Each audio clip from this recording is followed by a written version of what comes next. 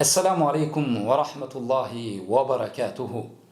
Bëhu i durueshëm. Ky muaj është muaj i durimit, për arsye se njeriu ndalet nga haja dhe pija dhe pengon veten nga diçka e cila në esencë ka qenë e lejuar. Dhe pas një momenti kur vjen ezani i sabahut apo imsaku siç dihet tek ne, njeriu ja fillon të ndalet nga ego, nga epshi i tij, nga kontakti intim, nga haja dhe pija të cilën Allahu ja ka ndaluar për një periudhë kohore. Ai është i durueshëm. Pse? Sepse Zoti i tij e urdhëroi që të jesë i durueshëm. Një ashtu, besimtari duhet edhe kashi urdhrave të Zotit të jesë i durueshëm, duke i zbatuar ato, duke i çuar në vend. Andaj në ibadet që shka thoni Ibn Qayyim rahimahullah, sabri është dy llojsh. Sabër në ibadete, në adhurime, në urdhra dhe sabri ndaj ndalesave të Zotit.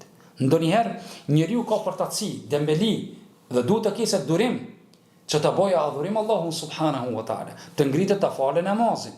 Dhe besimtari edhe ndaj ndalesave, ndaj harameve, duhet të ketë durim duke mos i shkel ata.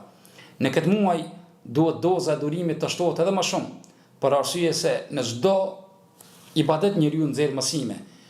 Pengesa e ushqimit, e pijes, e epshit, këto janë durime. Andaj, ky muaj është në të cilin të bën të pjekur që të dalësh edhe më i durueshëm, edhe më sabërli, për arsye se Allahu subhanahu wa taala ka treguar që ka thënë në Kur'anin famullar: Inna Allaha ma'as sabirin. Allahu është me durimtarët. Dhe durimi është në goditjen e parë. Që ka thënë Hazreti Ali, pejgamberi jon sallallahu alaihi wasallam ka thënë durimi është në goditjen e parë. Ndërsa Aliu radhiyallahu anhu tha: I mençur i bën durim më njëherë, ndërsa i çmendur i budalaja pas 3 dite. Dhe andaj edhe besimtari, kur të jesë në këtë Ramazan, dikush në komunikacion, dikush në shitore, mundet të pengoje, dhe mos u arsyeto që unë jam i agjerueshëm dhe dule prej kontrollës time.